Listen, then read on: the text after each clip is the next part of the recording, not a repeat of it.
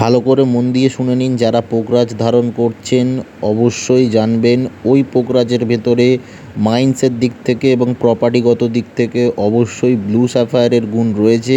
আপনাকে যেই দিচ্ছেন না কেন, যে দোকান থেকে কিনছেন না কেন, যদি সঠিকভাবে সঠিক মন্ত্র দ্বারা ওই গুণকে না নিরসন করা হয় তাহলে কিন্তু কোনো রকম কাজ পাবেন না।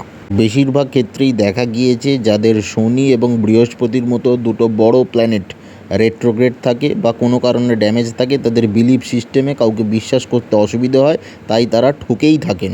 আর এই ঠকতে ঠকতে কি হয়, শাস্ত্রের প্রতি বিশ্বাস চলে যায় এবং সমস্যা সৃষ্টি হয়। এর পেছনে অন্যতম প্রধান কারণ হলো মানুষ তার অ্যাস্ট্রোলজার অর্থাৎ গুরুকে বিশ্বাস করা ছেড়ে দিয়ে ব্যবসায়ীকে বিশ্বাস করে থাকেন, যারা ব্যবসা করতে বসেছে। এটা সর্বদাই মাথায় রাখবেন, গুরুকে দেয়া সমস্তটাই দানের খাতে যাবে আর ব্যবসায়ীকে দেয়া সমস্তটাই তার লাভের খাতে যাবে। আর যে সমস্ত অ্যাস্ট্রোলজার বন্ধু আমার ভিডিও দেখেন অবশ্যই তাদের উদ্দেশ্যে একটাই কথা বলবো, গ্রহরত্ন বা যে কোনো ধরনের প্রতিকার যে কেউ যেখান থেকে ইচ্ছা ধারণ করতেই পারেন, কিন্তু এর দায় বা দায়িত্ব আপনি নেবেন না।